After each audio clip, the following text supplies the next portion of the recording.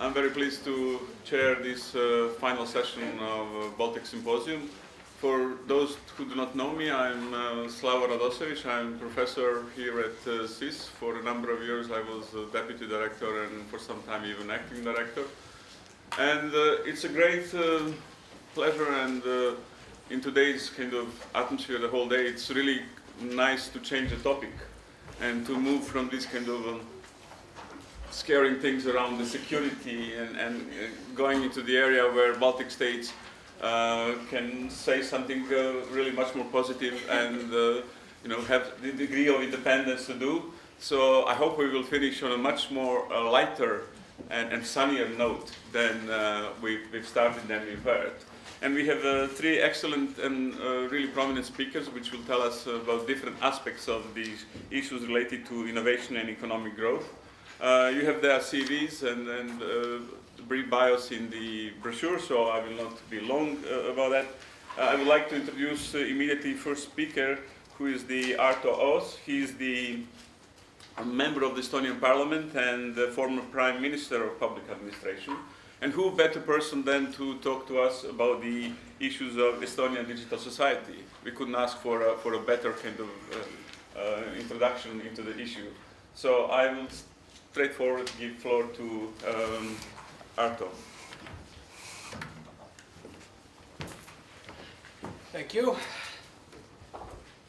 Good afternoon, and I'm also trying to change the subject, as told, to be more positive, and these previous presentations have been very heavy and maybe too serious. Actually, life in Baltic states is not so serious. We don't think about Russia every day. We are normal people. We enjoy our families, we enjoy our time. And I will speak to you about the digital society in Estonia. Every nation, every person, every company nowadays needs a story, needs a narrative, a positive story to tell others. And we in Estonia figured that the digital story is our story.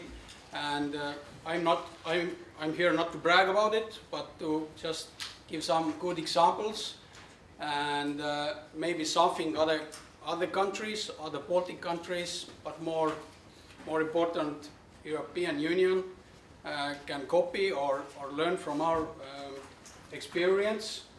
And I do hope that this is a positive presentation. Of course, everybody in this room knows where Estonia is and who are our neighbors. We have very good neighbors. We have one crazy neighbor. And, but the important thing on that slide is that the ICT sector in Estonia is approximately 7% of our GDP. And I think it should be much higher.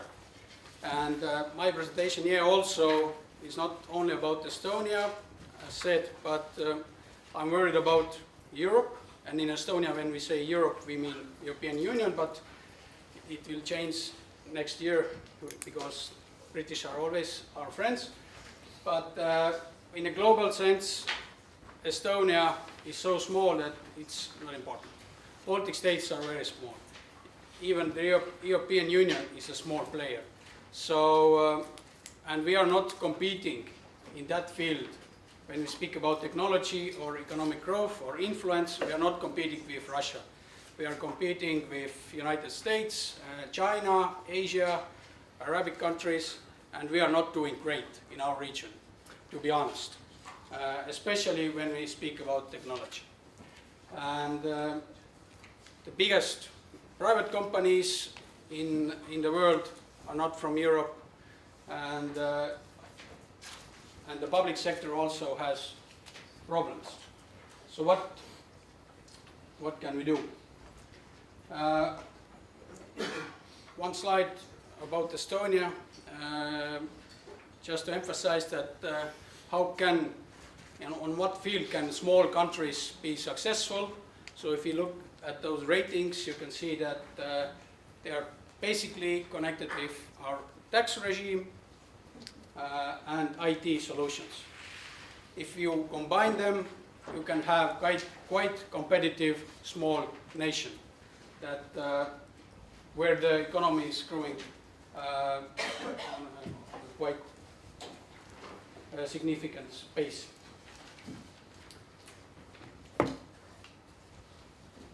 What are those good examples about e-Estonia? Our best weapons is that internet is everywhere, broadband, 4G, etc. Every Estonian resident has an electronic ID. I will speak about that later. And 99% of our services are online. There are more than 2,000 e-services that are online. Actually, very few services are not online, like getting married, getting divorced, and buying real estate.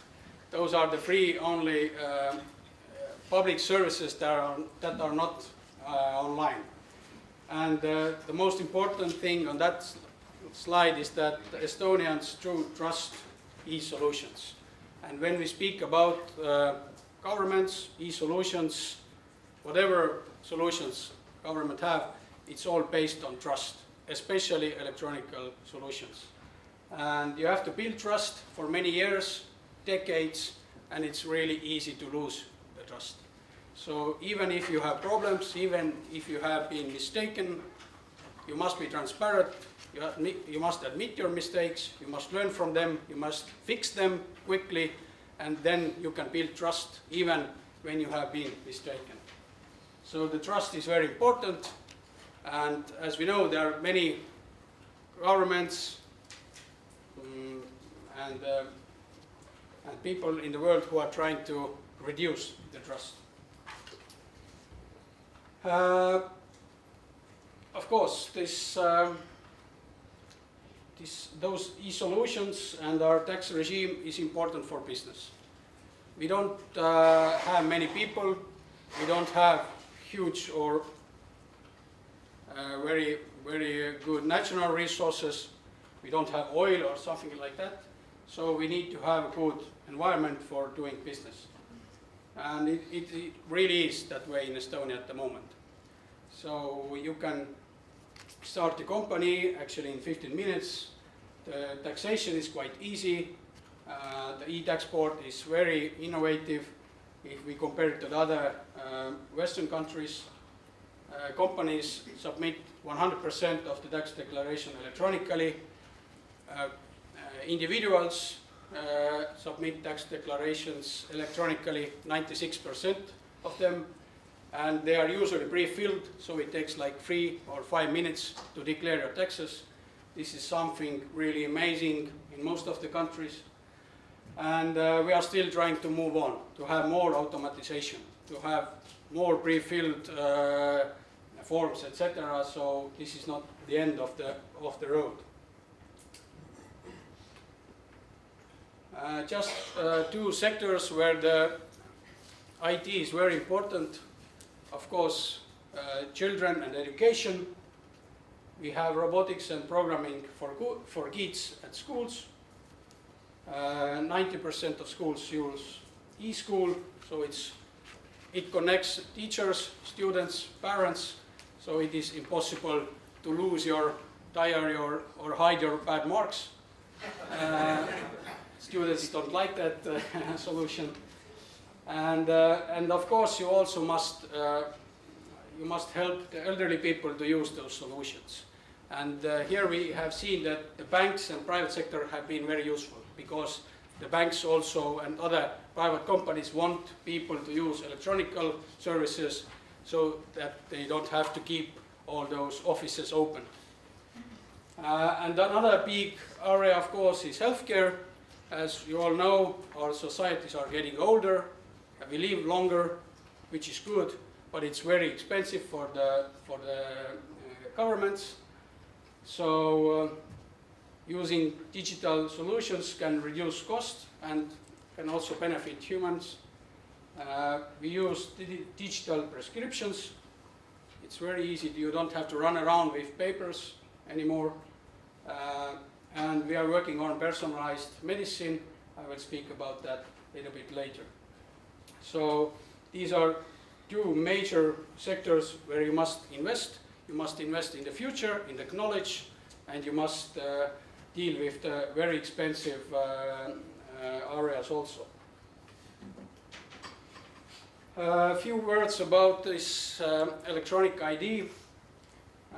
It is already 16 years old. It means there's a special card with a special chip, with special cryptographics and software, hardware, and you can do everything with that card in Estonia, both public services and private services. You don't need different passwords or cards or whatever using government services or logging into your bank or a telecom company.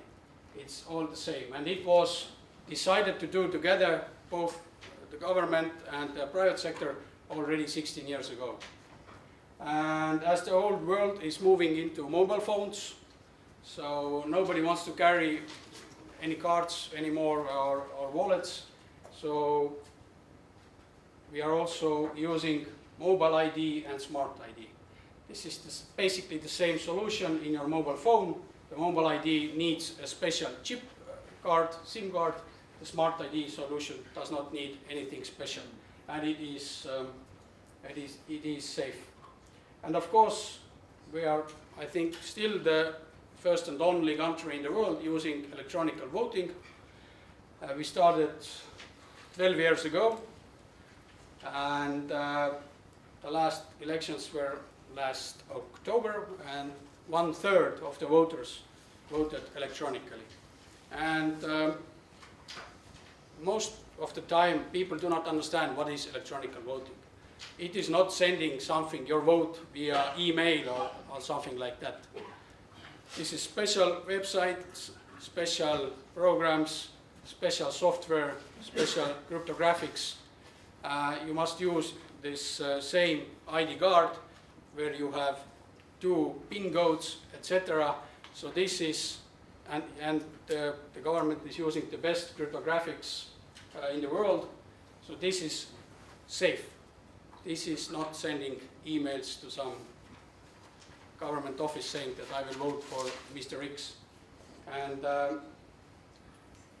And people really trust e-voting also, because we had some technical issues last autumn, but people did not give up electronic voting.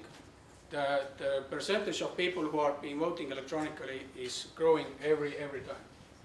So I consider it much more safer than the traditional way of voting on paper. Few technical slides.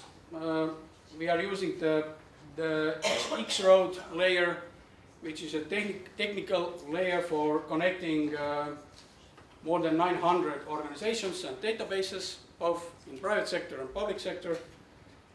More than 500 million transactions per year, and we save, in 1 year, we save approximately 800 years of human work. So you can imagine how effective and how cheap and how fast is using e-solutions. We don't have one super database somewhere hidden in Tallinn. The databases and the programs are distributed, and we just need one secure layer to connect the dots. And we have exported it to other countries.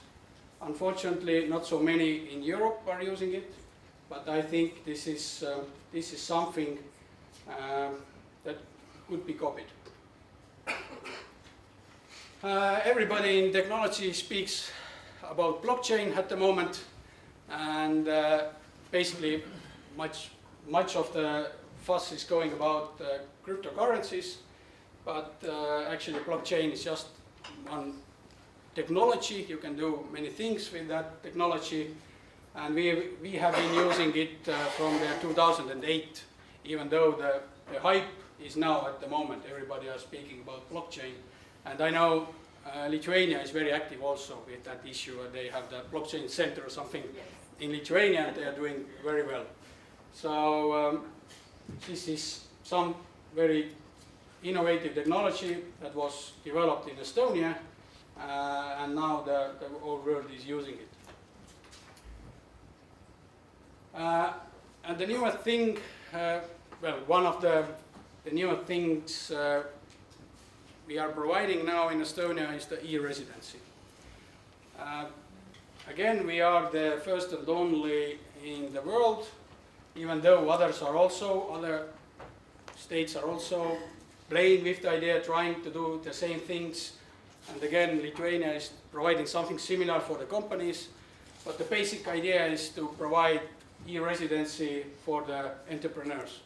And it's really comfortable and easy solution for small and medium-sized enterprises, entrepreneurs, talents, people who want to do business in the European Union but are not living here or are not citizens. So they can apply for the e-Residency. It takes approximately 1 month to do the backup check, and then you receive the ID card, and you can start the company in Estonia or use the services we are providing for e-residents. And I think the program is like 3 years old or something like that, and as you can see, we have 33,000 e-residents already. And why was this important or necessary for us? Because Estonia is so small. 1.3 million people, not enough entrepreneurs, not enough talents, not enough workforce, and we need to be attractive for others. So, so far those e-residents have started more than 5,000 companies, so we can provide something for them, and we have more business and tax revenues in Estonia. Of course, there are problems with that, especially linked to the money laundering issues, and banks are very conservative opening accounts to foreigners, but still there is something new. And I was a few months ago in Manchester speaking at the Digital Summit in Manchester, and when I mentioned the e-Residency, everybody who were angry about Brexit said that they will come to Estonia, be e-residents of Estonia next year. So that is a possibility. Just a few slides about the timeline, how this digital story started. As said, we started in approximately 20 years ago, and we had this advantage that we had nothing. During the Soviet times, we had no computers, we had no digital data, we had nothing. We didn't even use checkbooks for banking. So we just had to do something very new. We could buy the newest, the best solutions in the world, and we started from the scratch. So this was our opportunity. And another thing, of course, was that those e-solutions are cheaper than building a very fat and big government. Estonians, at least my party, Liberals, we were governing the state for 15 years. We didn't like big governments. So as you can see, we have done something new every year. So my point is that you cannot build a digital state like in 1 year or in 2 years. This is not like one project. You have to invest many years. You have to find the right people, the right services, etc. And maybe just a few more examples. One thing, for example, Data Embassy 2014, and it was opened last year in Luxembourg. This means that all the necessary, important, crucial information in Estonia we have is also in Luxembourg, in our data embassy.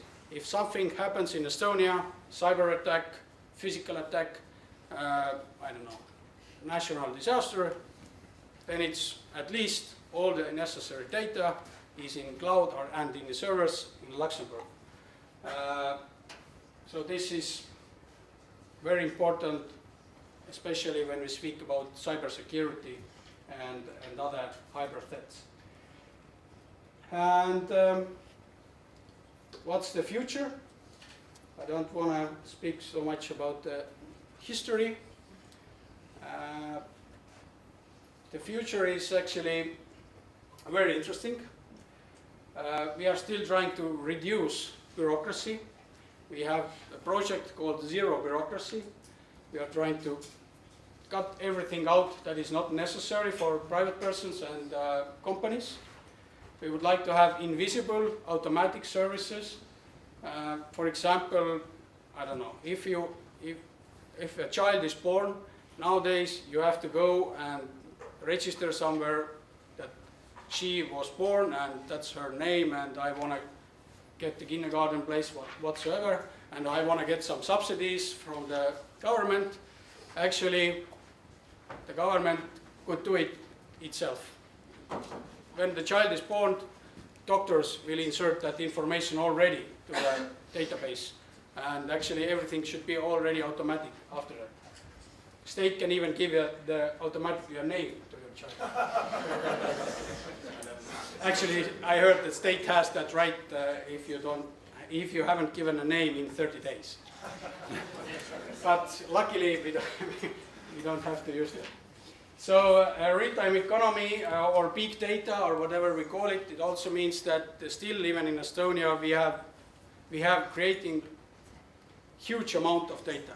Huge amount of data we are collecting every day from companies, businesses, sensors, I don't know, you name it. And nowadays we are using only a very small part of that data. So, and we do still collect, I don't know, statistical data by calling companies or sending them some long formulas and etc. Actually, there should be much quicker response and much better information that governments can gather from the economy. Our big dream is cross-border digital governance. We are also already doing some cooperation with Finland. I showed you the X-Road that is connecting Estonian databases. Actually, we are doing a pilot project with Finland to connect our services, databases, information also cross-border. And I think this is something we have to do in Baltic states and in European Union. We have been already driving self-driving buses. So this is something sexy at the moment also. Everybody are building self-driving cars and public transport. We are going on with the project. We want to have few lines in Tallinn that are self-driving cars, which is not only a question about technology, but even more and complicated question is about legislation. And in very brief, if something happens, who is guilty? Who is guilty if something happens with self-driving car? Is it, I don't know, the car, the company who built the car, the owner, who is guilty? And this is not an easy task. On the picture you can see one door-to-door robot. This is made in Estonia, Starship company. This is definitely a future. 5G network will be in Tallinn this year. The Internet of Things, of course, the hot topic now in a tech world. And it's all connected with artificial intelligence. And again, it's not about only the technology, but it's more about the rules, the legislation, and luckily our government office is dealing with that issue very actively. And the last thing here is linked to the personalized medicine I mentioned before. Not only that all the personal medical information is always online, every doctor who is allowed to see it can see it in different hospitals. You don't have to carry your files or papers with your medical story around. But we are also collecting blood examples or building this biobank, people giving blood, and they receive answers what kind of risks, health risk they have. Whether there is a, I don't know, bigger risk of heart disease or diabetes whatsoever. And this information can be used to prevent serious health issues. And this is, the genotyping is not only for, I don't know, rich people, for private companies.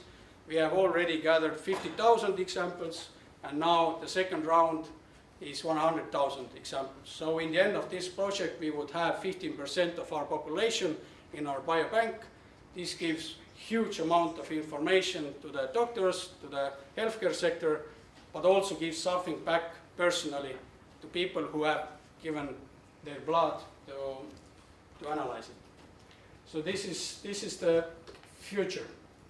And to sum up, my point is that Europe needs digital leadership. No way there is digital single market yet. No way there is a free movement of information yet. Our former Prime Minister Andrus Ansip, the Vice President of European Commission, is doing a great job, but this is not enough. We need digital leaders in national states, and I would say that technology is only an instrument. Where there is a will, there is a way. And you must be open, you must understand the issues, and then you will find somebody who will do the job. Of course, the execution might take many years, but you have to start, and you must lead the way. And that's it. I didn't mention cybersecurity, which is a very important issue. We are dealing with that in Estonia very seriously. We have the NATO Center of Cyber Defense in Tallinn. I'm leading the cybersecurity group in our parliament. We just spent 2 days with our parliamentarians, ministers, top media leaders, top officials, 2 days seminar about cybersecurity. So this shows how important that issue is in the future, because you cannot build digital state or e-services if there is no security provided. So, the future is bright. Thank you. Thank you very much. My name is Monika. I am from Lithuania, and I work as an export coordinator at Lithuania's ICT Association, InfoBalt. Today, I'm going to talk to you about change in Lithuania and 2 very strong initiatives that are happening here. My background is actually business and communication, so working at InfoBalt, our biggest association, seemed like a natural fit for me. So I'm briefly going to introduce you to it. We actually have quite a heavy mission on us. We host ICT policy experts in the association because we are the voice in Lithuania that represents the ICT sector. We gather more than 160 companies under our wing, so we shape the policy, we communicate what is happening in the ICT sector, we try to lobby certain decisions, so hosting experts is one of our top priorities. And also the second part of the mission is to globally develop the Lithuanian ICT sector, and that is what I do. I manage various trade missions to markets of the world. We have like a priority list of markets that our countries are aiming at. So my job is to basically create value for those companies that have put their trust with us.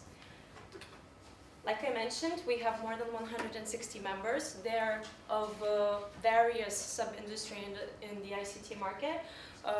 It can be anything you like, anything that has a connection with IT. I personally love working with game dev companies because I'm a player myself. So it's very interesting to see how they move forward with various initiatives in Lithuania and how they take everything globally. We have cloud computing, we have software, we have data analysis, the big data ones as well. So anything IT and anything that needs representation, we help them achieve that. And our 4 core functions that we do, the first is, like I mentioned, lobbying, because ICT sector needs representation. It needs certain decisions made by our politicians, so we do that as one voice. We also acquire new sources of funding. So those companies that go to trade missions, I help them acquire certain funding so that the costs that they have during the missions can be compensated, at least in some percentage. Also, we provide certain sales channels because we are a platform of more than 160 companies. So we have various channels, how to spread the message, how to start an initiative and such. and also the mentioned experts. So we have the expert knowledge in the ICT sector, so if you need information or you need a certain initiative started and you need some background on it, we can provide that for you.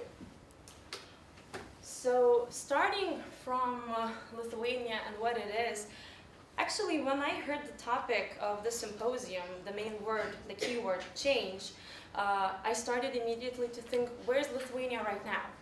We have experienced a lot of change in the ICT sector, and even though the numbers are not that good as our counterparts in Estonia, they are the best way to learn from our neighbors, also from Latvia.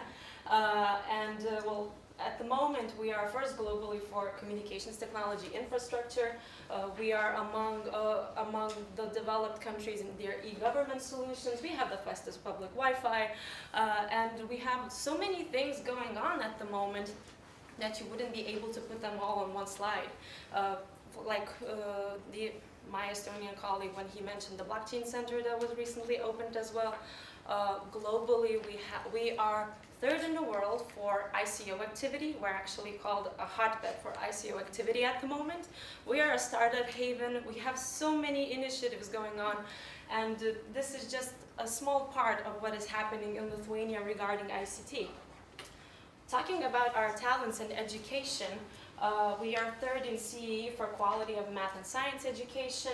More than 80% of our ICT specialists have tertiary education level, and of course we have the highest ICT literacy in the EU. So this goes to show that we do have a very good human resources pool. What we do with the initiatives, I really like the question about e-schools for my Estonian colleague. We are trying to tackle the problem from a different angle. Usually everybody thinks that the problem is with the students, with the young people, because they don't choose the ICT studying programs, they're not interested in it. And we started to think that the problem is with the teachers, with the professors in the universities, because they're not that into ICT, or they don't know how to use those technologies. So we started thinking of programs, of mentorship programs that would allow those people to know ICT personally, and through that to attract those students, to encourage them to choose ICT as their career road as well. So that is one of the initiatives that we have. That environment that we have, all those numbers that I've shown you, I know that they may be quite boring because they're numbers and statistics, but they're a fast way to show where we are today, what kind of environment we have. And that environment has allowed us to launch a number of initiatives. Again, this is just a small amount of what we do, but these are the most prominent ones. The first one is the e-Lithuania cluster that I am a manager of. I will speak about it a little bit more further. Self-building blocks, I don't know if you know about the CEF, but in Lithuania we have two projects under it. They're called e-delivery and e-invoice. Those are systems that are created for EU in order to exchange various documents. For example, e-delivery is created in order to exchange, for example, e-bills that would have the information that both the other side wants and I need for the bill to work. For example, I have bought services from Germany. They send me an e-bill, but it doesn't have a required information that is lawfully required in Lithuania. So that is what e-delivery does. E-invoice is a different system. It's going to work inside Lithuania for the public and private sector to exchange documents as well. So more of an internal system. FinTech is also a recently created group of companies. 20+ companies have conjoined into a group in order to grow FinTech industry inside Lithuania.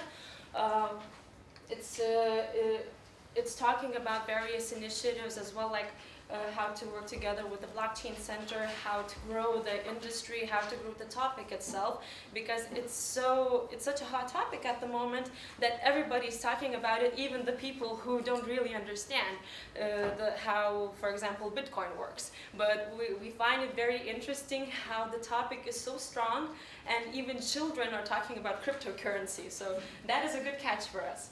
CyberIn is a conference on cybersecurity where international speakers and Lithuanian ones also join forces to talk about what are the threats, what can we do, and what is going to be in the future.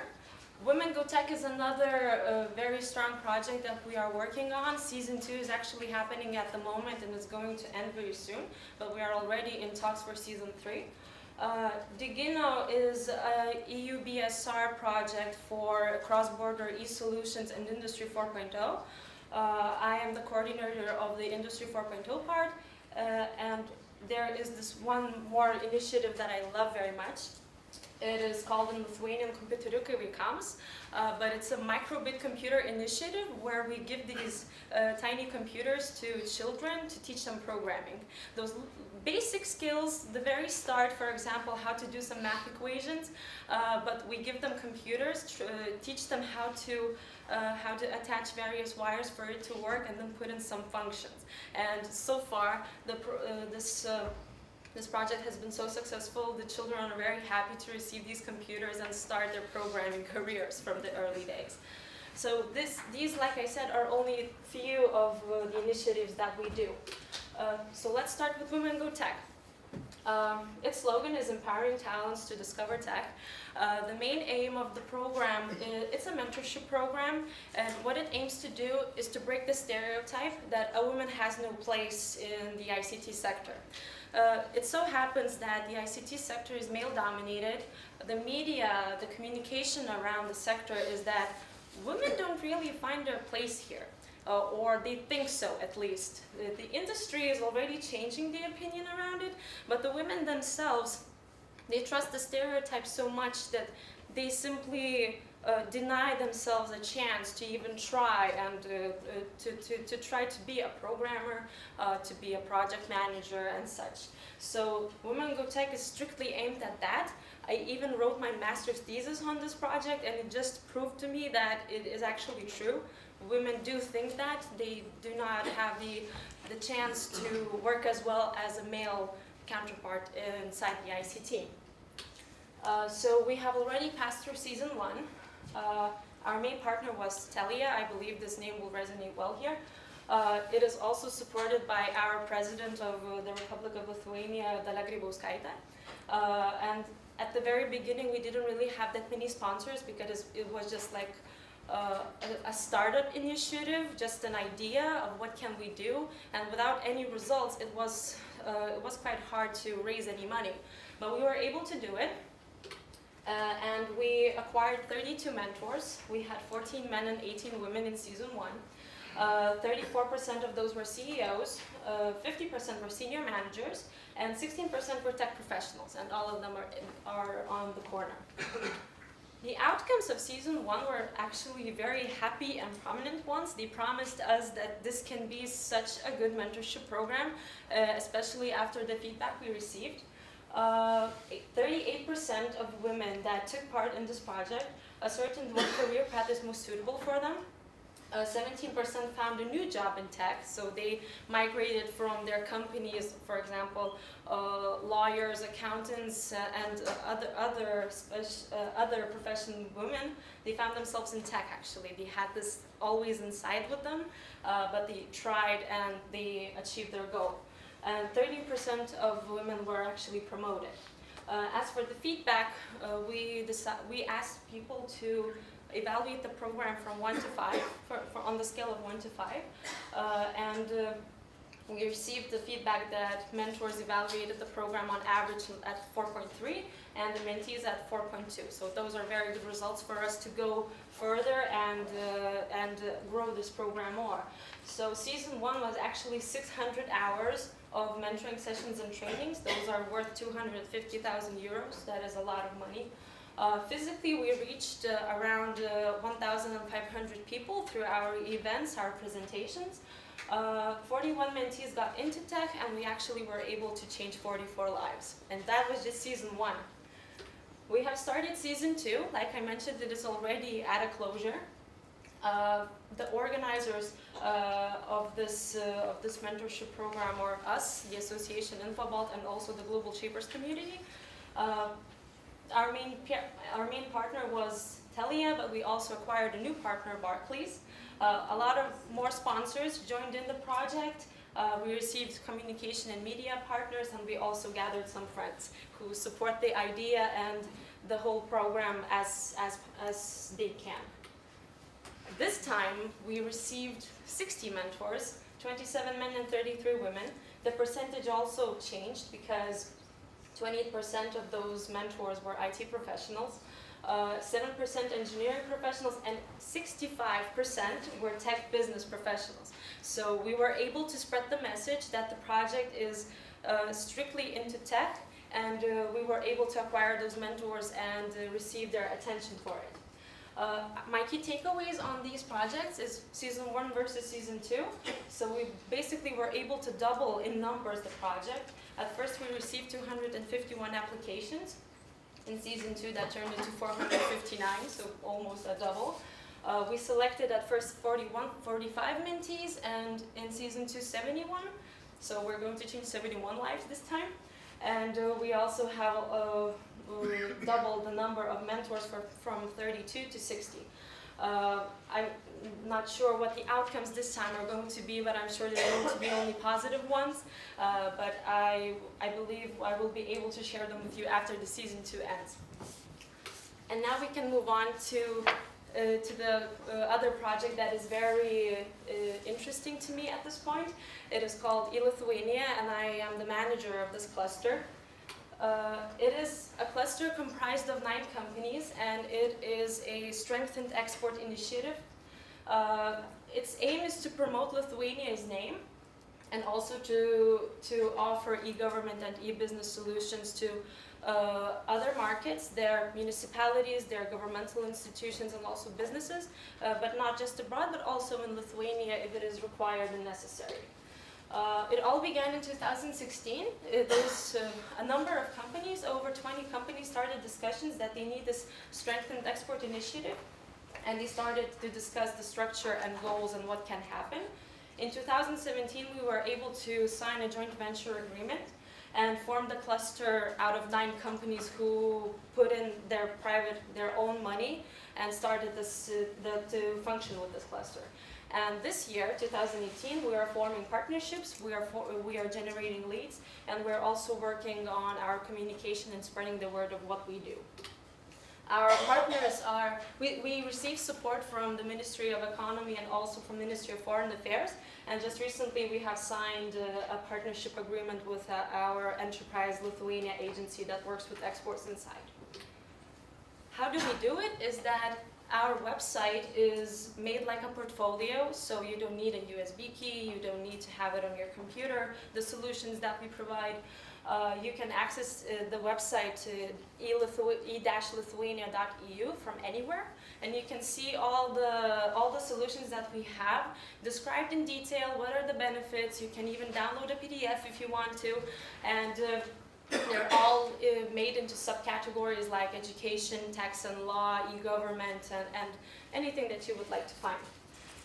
The cluster itself operates as a marketing platform, and we try to generate leads. We want to find our potential clients, maybe who join projects, and of course partners. After a lead drops in, I am the person who filters it. I forwarded it to the members of the cluster who work with the certain field that the lead wants, and then they simply see who best fits the lead and its requirements. So what are the solutions that we have is that we have government and finance management systems, we have e-bills as well, location and data analysis, we have cybersecurity solutions as well, smart city and IoT solutions, and so much more. We have so many of them that, again, it wouldn't be able to fit on this one slide. So we have so much to offer to other market city municipalities, to your government institutions. So we offer help.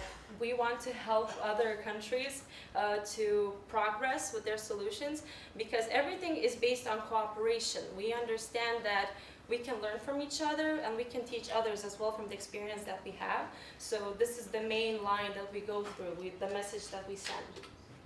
So these are the 9 companies that are inside the cluster at the moment. We are actually in talks with 5 more who would like to join our cluster. If you would like to get more information, it's on the top. And my key takeaways from this presentation is I would like to send out 3 thoughts to you. So first of all, cooperation. For successful initiatives to work, cooperation is key, and various layers of players have to work, be it public or private sector. Problem solving is what starts initiatives, just like in business. If you have a problem, you need a solution for it, and that's how we started the initiatives that I presented before.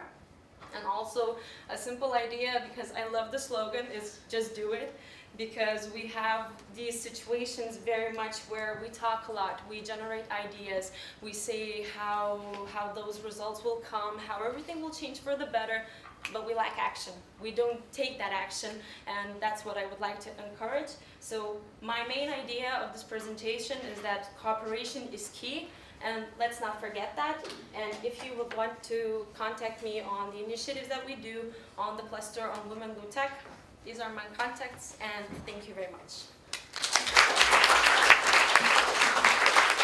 And I would like to invite Martiņš Vaivars, who is actually a real entrepreneur. This is your second startup, as I understand here. The previous company, he was the head of finance of Infogram, which was acquired by Residency. So somebody who is involved in the a bit of real business world. Do you want to have do you have a presentation, or you will talk? I think I'll talk. Okay, great. Can you hear me? Someone say no. Okay. Well, it's a real pleasure to be here, so thank you that you invited me to the Baltic Symposium. I actually think it's a really great idea on the century of all Baltic states, Latvia, Lithuania, Estonia, that we finally have this idea of establishing Baltic studies in University College London, one of the best academic institutions in the world. I think it's a really fitting thing to do, and it just recognizes the role of Baltic states as a core part of Europe, so I think it's a great idea. Super briefly, an introduction. So my name is Martiņš. I'm the co-founder and CEO of a company called Toneboard. Basically what we do, we're an audio analytics company doing certain things both with security and with financial services.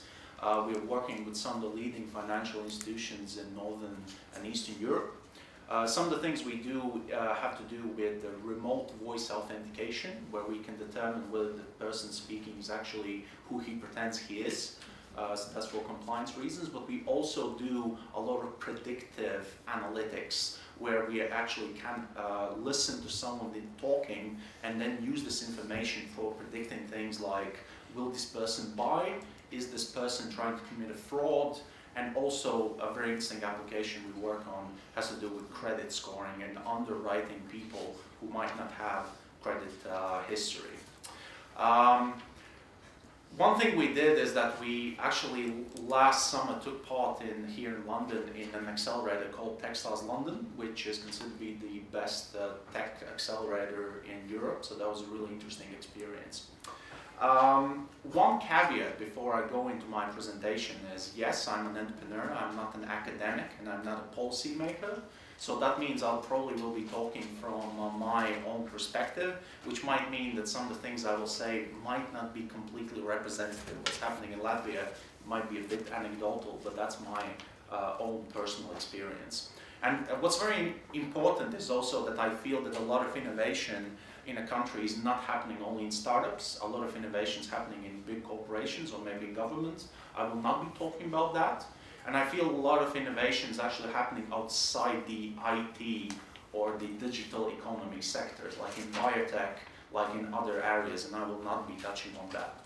But basically I'll be discussing 3 themes in this presentation. Firstly, I will be talking about ways how I think Latvian government is actually doing a really good job in supporting the startups in Latvia. Secondly, I will be talking about ways how I feel the Latvian government is not doing a very good job in supporting the startups in Latvia, ending with a small caveat. And third, which might not be so related, but I will just mention a few case studies of Latvian startups I feel tackling some important social problems and doing a good job at that. So firstly, how do I feel Latvian government's actually doing a good job with supporting startups? Well, a few themes. One theme is I feel that Latvian government, at least in the IT and the digital sector, is amongst world leaders in providing the right type of infrastructure that you need to actually start a startup. So some things that already were mentioned in the previous presentations, Latvia has very good digital identity and electronic signature infrastructure, which is very good for doing things like transactions, signing contracts, setting up a company really quickly. And I feel like for a lot of startups that I'm talking about, and actually for a lot of entrepreneurs that are thinking of starting a company in Latvia, that's always been like a very positive sign for them. They always view this as something that Latvia is very, very strong in. They recently developed also a mobile version for the electronic signature, and I think it's been a very good development. Another thing Latvia brags about, I personally don't think, for me it hasn't made such a huge difference, but Latvia does brag about their internet speed, like they talk about this a lot. I don't know, I compared to UK, which is terrible at this, it is a good thing. I view this as more as a hygienic factor. It's probably a factor if you're really bad at this, but maybe for Latvia, not the sort of thing I would always brag about. As I need to remind you, I'm not, I'm focusing in the IT and machine learning space. So I've heard that Latvia might not be so good in other aspects in infrastructure for other type of startups, maybe for transport and other sort of things, but at least in the digital space, I feel Latvia is really, really good. Second thing I probably should emphasize is Latvia has very simple and quick bureaucratic processes in many areas. So you can start a company really, really quickly in just a few days if you know what you're doing. You can do things like you can completely communicate, pay taxes, and also completely communicate with the state revenue service without any paper, and it actually makes life really easy. For me personally, both in my previous job as a CFO at Infogram and also now, it just saves me a lot of time, and it also saves me a lot of cost, which is important for not hiring an external accountant to do something. So I feel that is very, very good. I've tried the same thing in the UK, and I can really show that there's a really big difference in terms of the time spans you're spending dealing with the state revenue service. So I feel that's a really good thing. The third thing, I feel, so very recently Latvia has introduced a very startup-friendly startup law. It mentions many things, but the essence of this is that they basically give massive tax breaks for startups that qualify. You need to qualify if you have been funded by an accredited venture capital investor or a business angel. There have been some debates around whether this qualification is the right one. I personally think it's not the right one because it excludes some people who have been funded by smart money from Europe and from the United States. But the tax breaks are very, very good, and I know a lot of startups that actually have massively benefited. Especially if in the very beginning of your startup, if you're bootstrapping, this cost base and the sort of milestones that you can hit without actually raising external capital is a really good thing. UK, for example, has a thing called SSEES and EIS, which really helps. Which also is a break, but it's not a break for the startups. It's more of a tax break for business angels that invest into startups. So it's a little bit different. UK is also really good at this, so they also actively subsidize early stage startups, but Latvia has also a very, very good law, which has recently been introduced. I think it's a very good example of how recently established Latvian Startup Association is doing a good job of actually lobbying and pushing good changes in the Latvian Parliament, which sometimes is not so aware of what startups actually need. I really hope that the Latvian Startup Association will continue doing these things. So those are the things that I feel are very good. Some of the themes where I feel Latvia is not doing a very good job in supporting Latvian startups. So I think I basically have two themes here. So one theme is, I just described to you that Latvia is quite good at having really short, really pleasant bureaucratic processes. For example, for establishing a company or maybe with communicating with the state revenue service. That is true. But what Latvia is very poor at, I feel, is they are quite poor at communicating these processes, even if they're really short and very simple, in a very clear, understandable language to potential entrepreneurs and current entrepreneurs. So sometimes the process, you can go and just read the law, but it requires so much brain power, requires so much time. Or you can go and talk with, I don't know, your friend who has established a company a month ago and who has gone through this process. But I feel Latvia is not doing a very good job at just having a site that lays out very clearly what you're supposed to do when you're dealing with the government. And I feel this is something that Latvia should really work on, maybe by hiring the right type of talent who will focus on this. I'm not entirely sure what the solution is, but they need to do this. UK is actually quite good at this. You have this site called gov.uk, which actually lays out some of these things in a really clear manner. So even though your processes are terrible, I really feel that you explain them really well. So it's not even a joke. I think you can actually follow the steps and then you can do something. The second theme, which I feel Latvian government hasn't been doing a very good job, which is somewhat politically sensitive topic, but I feel I need to talk about this, is the quality of higher education in Latvia.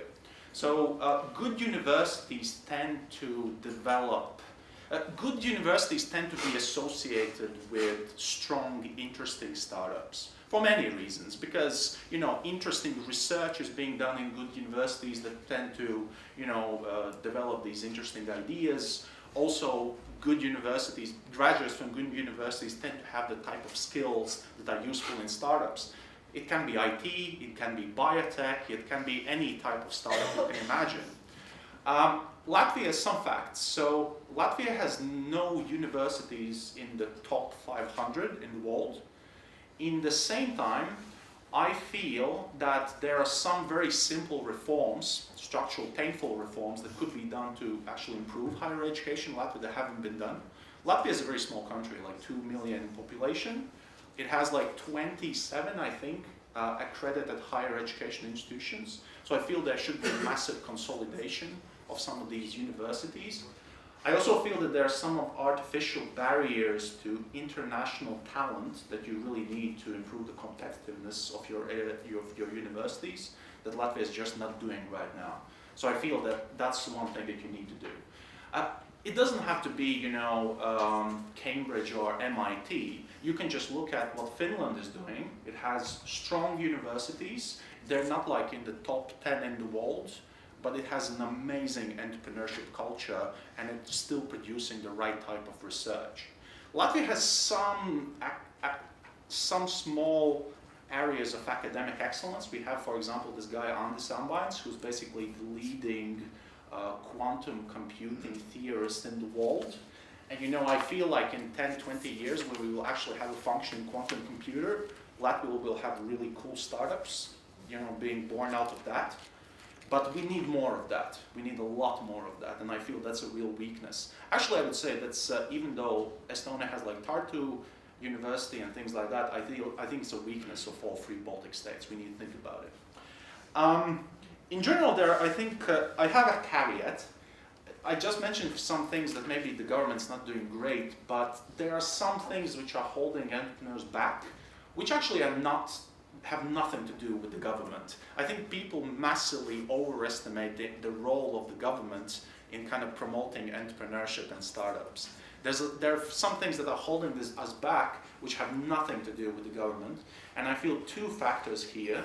One has to do in general with the gradual build-up of smart mentorship and angel investors and just this culture of entrepreneurship.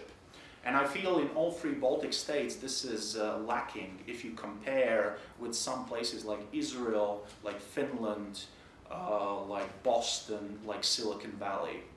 And it cannot happen in one day. It has to happen over time, and you need to have companies that have exits, that generate a lot of rich people, that know how to do things, and that are willing to help each other. Estonia kind of benefited from the fact that, you know, it had Skype, which was a historical accident. Latvia also, what's interesting is Latvia also has a same kind of a unicorn, which is Mikrotik. But, you know, it was a bit of an accident that the people who built Mikrotik are just completely different types of people, you know. Skype founders are really into building new companies like the Starship Technologies, these robots, and really investing their money. Mikrotik people are not like that. So I feel this is something that we'll just build over time. We're going to have this over time. Second thing, which might be holding us back a little bit, is I feel for entrepreneurship you really need access and proximity to potential clients. Maybe it's not so important in B2C space now, where you can build a Facebook from a small town in Latvia or Lithuania, but for in the enterprise space, which I'm more into, and in the B2B space, I feel you need to be close to potential clients. And in Latvia, I feel we don't have that many, which is actually a very interesting, you know, historically we have been strong in financial services, in shipping, in agriculture, and we don't really have big towns near us that have these strong industries. I don't know, if you'll be living in Los Angeles, you'll be selling to entertainment industry, or you'll be living in London, you could just sell to almost any industry in the world. I feel in Latvia, there are some interesting patterns which are very anecdotal, which are probably painful to the academics in the room. But for example, Latvia historically was strong in financial services, and now we have some of these really, really strong consumer lending companies, which you might have a bad opinion on. Some of them are payday lenders, but for some weird reason, Latvia is really dominant in this sphere. We have For Finance, which is Europe's largest online consumer lender, which is huge.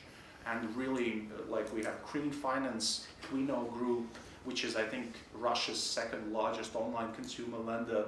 We have Prestamos Prima, which I think is Spain's top 3 consumer lender, like really impressive companies that people don't know about. So you really need that kind of thing. The next thing, I feel like some things that could be done more. We could use the diaspora more. So Latvia could use some of the people living here, say in London, to really support us. I feel European Union, the stuff that they're doing with Erasmus and other sort of exchange programs is really, really good. And it will just happen over time. You know, it cannot happen in one day. The final thing, which is really anecdotal, I'll just mention examples of some Latvian companies doing cool things that help the society. Just a random selection, because sometimes you kind of think, oh, government needs to solve everything, but I feel Latvia is interesting in the sense that we actually have quite a bit of companies that are trying to have a really strong social impact instead of just, you know, for being focused on profit and business value, like Facebook is.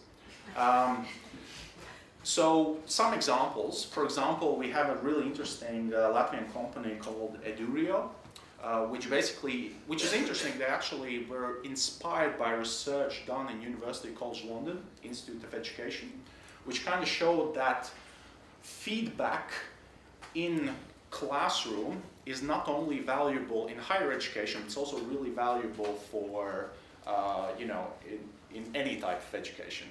So they're really doing cool things with building this kind of methodology and software for surveys for people in schools, so that teachers can get, and kind of leaders of the schools can get an invaluable feedback loop and actually understand how the kids are doing in terms of grades, in terms of how they're feeling, are they being bullied, and things like that.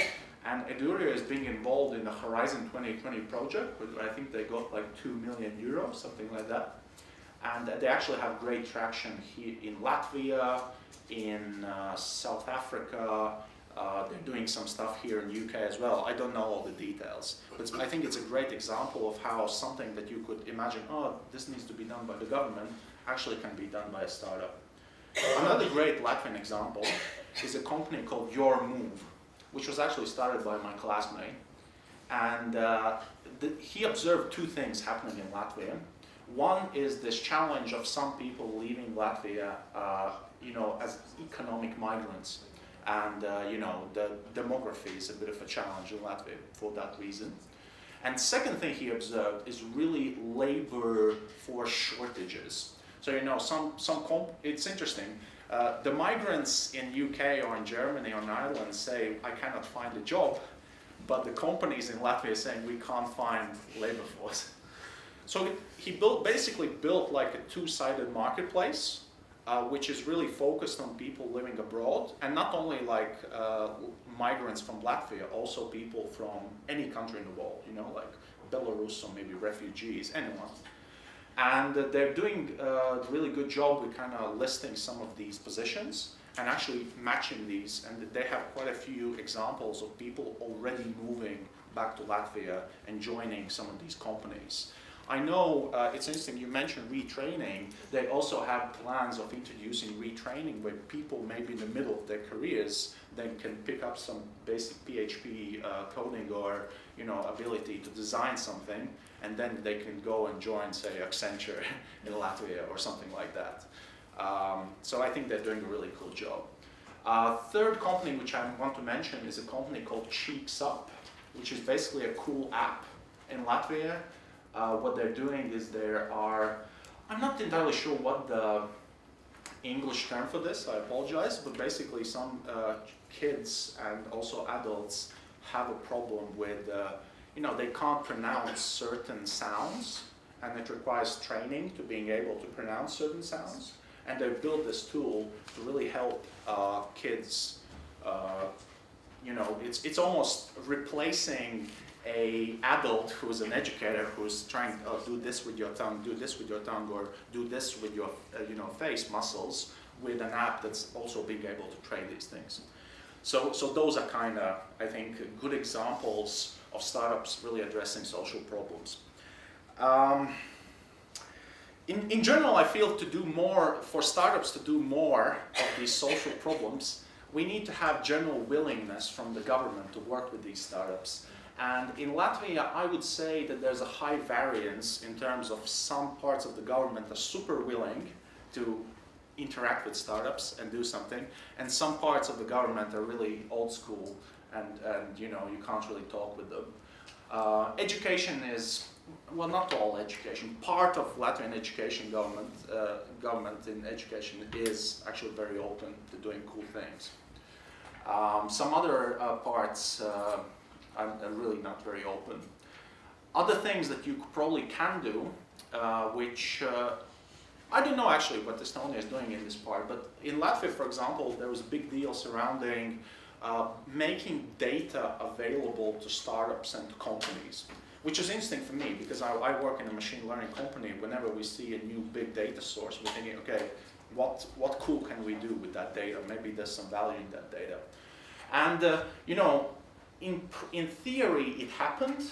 Latvia is making data available to startups, but because they don't really have maybe people there who understand how machine learning works or how the system works, they just do a data dump of really unstructured data that really doesn't help anyone to do anything cool. Like in data analysis, you tend to say that you need to really think about the upstream of data and the downstream of data. And upstream is really about introducing standards for collecting data in a very standardized, systematic way. So you can actually build like a proper database. And downstream is about the applications you think about. And for example, Latvia, I don't think has really thought through this kind of upstream side of really gathering the data in a systematic way that could be used by a company like Toneboard. So 30-second summary of what I've told.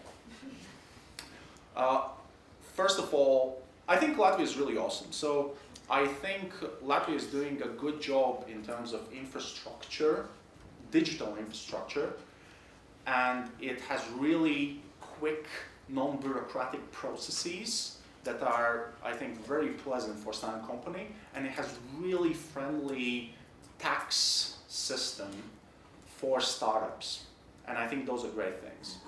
But secondly, I think there are some things that can be improved. Most specifically, I feel the communication, of these processes, and also the strength of the higher education system.